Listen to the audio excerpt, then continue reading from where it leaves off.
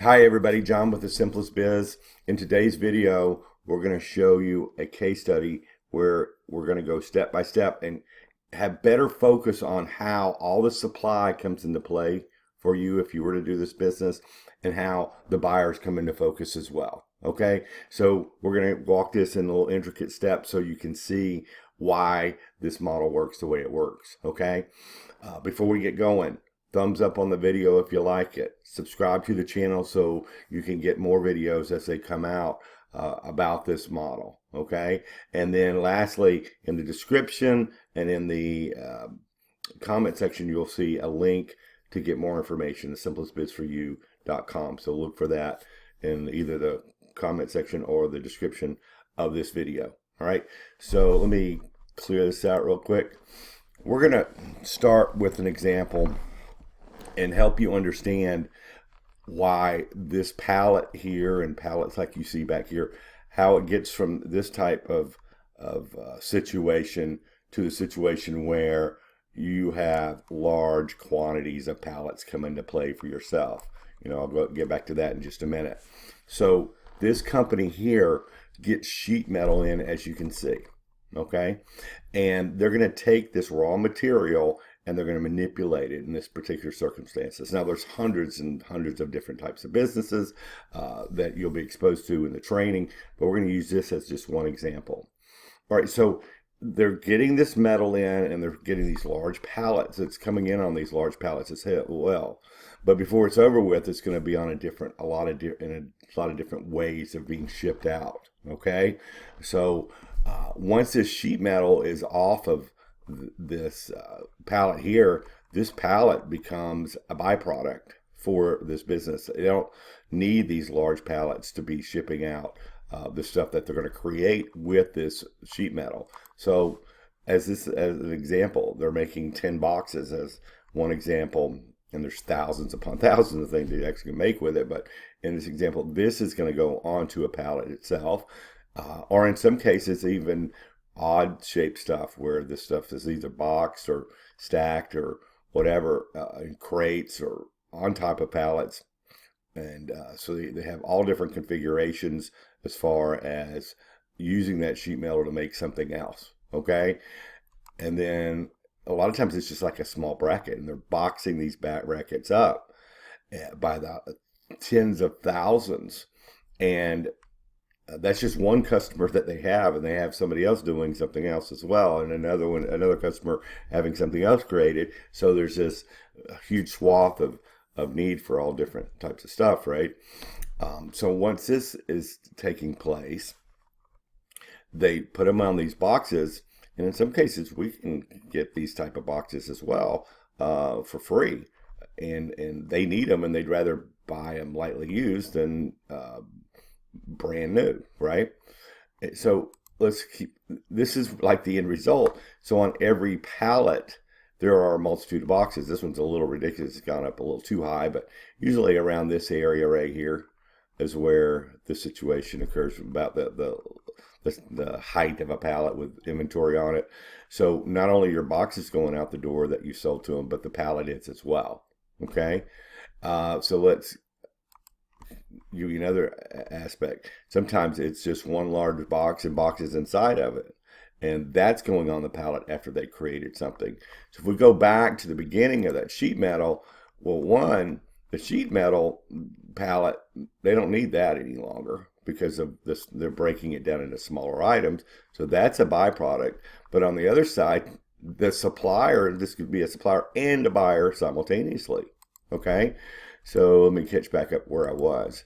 So that, yeah, it's a different scenario where you have one item, two items is a large box, and a multitude of smaller items on one pallet. All the stuff that you could possibly be selling to the business, 3 different items, are all going out the door on a truck, going out of state, across town, never to be seen again, regardless. Okay, so they run out and they need more, and that's the beautiful thing about it. So I want to show you a few other examples. This is a perfect example of product being created or distributed or whatever that are being put on pallets. And this is a buyer situation where they need pallets to be sending this stuff out on trucks to their customers. That's the wrong one. So once it's being delivered as well, in a lot of cases on a supplier side, right? So if we have a supply, like, let me pull this over. We're going to switch over to supply, how that works. So if we have a customer that has pallets like this, for us to get out of their way, the way that takes place is their inventory comes in, they're taking it off the pallets you just saw, and they're being distributed in this manner. So see, these are hand trucks here. I think I have another picture right next to it. Yeah, on hand trucks or U.S. Mail or FedEx. So everything, all this inventory that they got into their warehouse and maybe possibly repackaged or this, that, and the other into smaller items, it's not being used to ship out via a pallet, right? They don't need this now. This is a byproduct of the business, and they want it off their property, okay? And that's where we come into play. And in the training, you're guided to how to set that particular part of the deal up, the structure of the deal to where you're the solution for that particular business, and how that's all done, the verbiage you speak, the questions you ask, the way you construct the deal. All suppliers aren't created equal, so we go through a really in-depth, over-the-shoulder way of teaching you how to get this part of the business structured in the right way, so then you get into the rinse and repeat part of the model. Here's another example. The stuff, I'm going to show you a few things here. I'm going to pull some things over. The results of what we're talking about, this is from our group and students and stuff, are day after day, trucks after trucks are coming in with materials, taking their stuff off, and this is the byproduct of their business that they don't need any longer, okay? And it's if you really want to get down to brass tacks, it's in the billions, because there's 2 billion pallets circulating in the United States alone. It's actually going up. So let me give you a couple other examples. Pallets, byproduct for a supplier, and this is yours for the taking once you have the deal set up correctly. And then once it's on your rental truck or your truck or whatever, you're going out with these units that they don't want and taking them to the buyer. Go again, see, truckload after truckload. Have all different styles. I mean, these are super heavy duty 4x4 or 2x2 runners and stuff like that. So all different types of pallets have different price scales, different needs for different customers, and we guide you through that whole process of what goes where and who has what.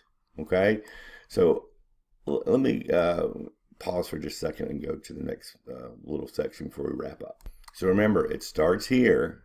Products, the inventory on this thing is taken off, manipulated, this, that, and the other in this example, into different items, right? And it's boxed up, and then it's shipped out, and that pallet in that original one is now available, plus they need other pallets to ship their stuff out on.